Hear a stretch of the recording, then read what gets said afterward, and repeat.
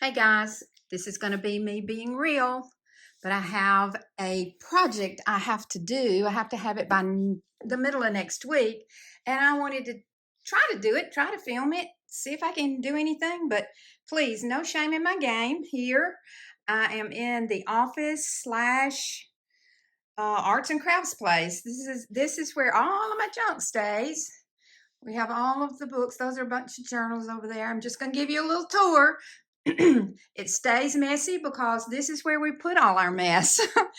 And I just want to let you know that there is my sewing machine. Here is Mr. Bucky's area.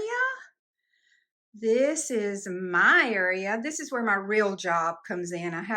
We have a at-home business, and I keep all of the books and do all of the things. I have a girl that comes in once a week that allows me to do this. I covered up the filing cabinets because we're in the middle of purging. This is where all our office supplies stay in that big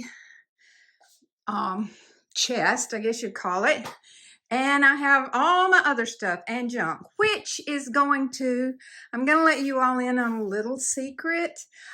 It's not a secret. I'm working on my outdoor studio. Bucky built me a 12 by 12 studio, quite a few years ago. And with all of my things that I do with May, and I had the grandkids, it kind of got to the wayside. But Tam and I were talking, and I need a studio place. I need a place that I can film some arts and crafts and film some projects. I'm redoing another condo, so I've got big pictures I've got to paint, and I wanted to show you all how I do it. So I'm getting that space ready. But we are going to be having a homecoming at our church. It's the 150th anniversary of our church, which I'm going to show you our church. I can't wait for you to see how beautiful our little church is. But I was in charge. Sheila and I have been in charge of the flowers. And we were talking about, it's hot summertime. Yes, there's some things that are blooming, but not a lot. So we decided to use silk arrangement. And then we got to thinking about it, and there's a perfect place with a little alcove. So we're going to make a wreath. Actually, I'm going to make a wreath. Sheila helped me decide. We decided on magnolias and hydrangeas. So we're going to make a wreath that we can use for a lot of other projects also. And we can move it around the church even. So that's what I'm going to do today. We're going to do a wreath, and I'm just going to kind of bring you along. I'm just learning, as you know, how to do the filming. So I may move the camera around a little bit. So just be patient with me on that. To begin with, one of the things that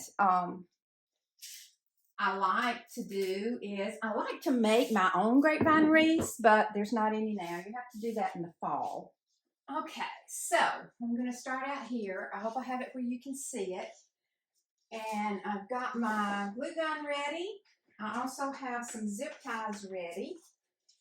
And I'm going to go from here. Now I have an idea of what I'm going to do. And so I'm going to go from there, and I'm going to place, I'm not going to glue, I'm not going to zip tie. I'm just going to kind of place it around where I'm thinking I'm going to do it and how I want to. I'm going to leave pretty long here so I can play with it afterwards. Now, I'm just like everything else I do. I am messy. I am not I don't know what you would call it, perfectionist. So I'm pretty messy when it comes to doing whatever it is I'm going to do. So I want to here. I'm going to place my big ones first. I want a bow right here, so I'm going to go here and another one there. Okay. All right. I think I've got me a pretty good starting space to do this. I know my back's to you some, and I apologize. But, all right, I know I want my first one there, so I'm going to zip tie this one. And this way, if I want to, I can come back and take it off I could have had everything cut off before, but I think you like seeing the whole process. And the zip top. And I want this one to, I think I want him poking out, so I'm going to do this. The good thing about this is you can manipulate it after you get it in there. You can manipulate it. I have a love-hate relationship with zip ties, y'all. I love to use them. I really do, because they do make it so you can use it again. And this is a bunch of hydrangea. It's a bunch, and it's got lots of good stuff in it. So I'm going to get my superstars up here first, and then I'm going to use them kind of as the petticoat. And from there, I'm going to do everything else. So I'm going to go ahead and put these off. I was trying to find a place where all of you everything could be seen, but it's just difficult to do that with the area I have to work with. And I'm actually going to show you two ways that I do these. All right, I want a little bow here, so I'm going to come down here and go through. I'm going to leave that little area. I'll come back to it also and put some greenery in it.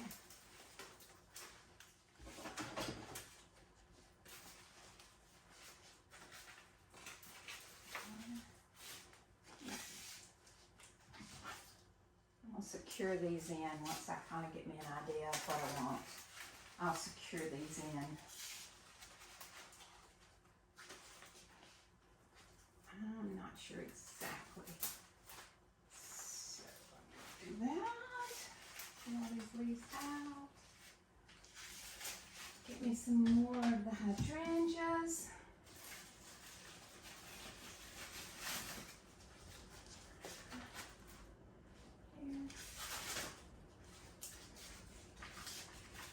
Here. Oops.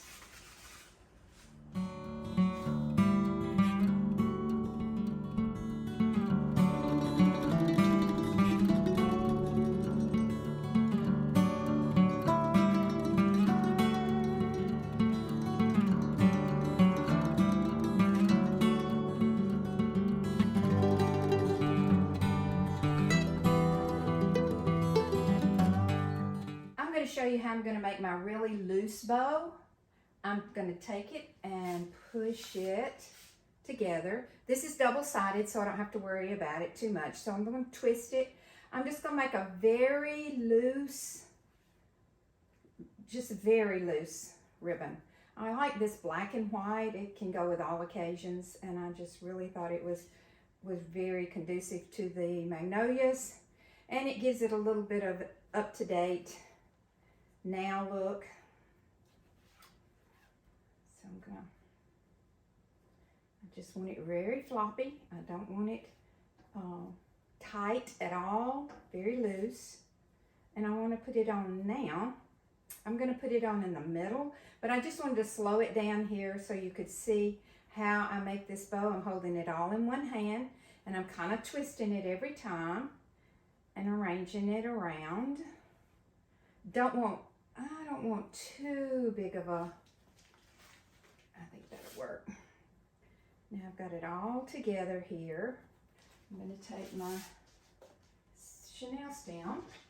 I got it green because that's the color of everything else on there. So I'm going to tie it very tight. Very tight. And the reason I'm doing it really tight is so you don't have to see a knot. There's not a knot in there. So I'm tying it really tight. Missed that loop. So I'm gonna, I missed that to get it, so I'm just gonna poke it right back in there and tie it again. Just give it some really good twists. I'll put two streamers right there. And like I said, I want it very floppy. And I did not finish it. This is not the last thing I have on there. So This is actually probably in the middle of it. And that way I'll know where I want to place all of my greenery. Come on, Brenda. Get that sucker in there. There we go.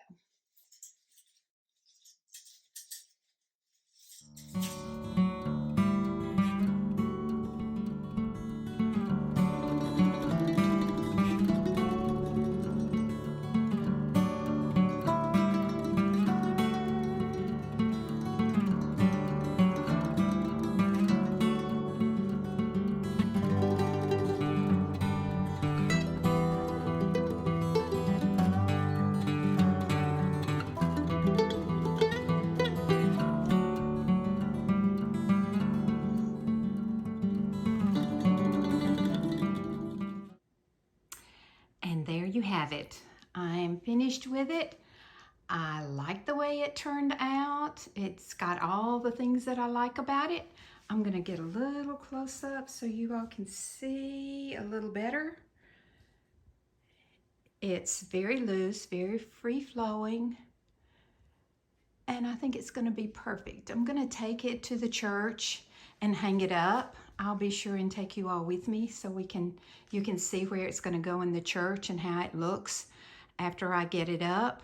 I also, at some point, want to carry you for a little look through our church. I think you will love it. It's 150 years old, like I said, and it's absolutely beautiful. So there we go. There's our wreath. I can't wait to hang it. And till next time.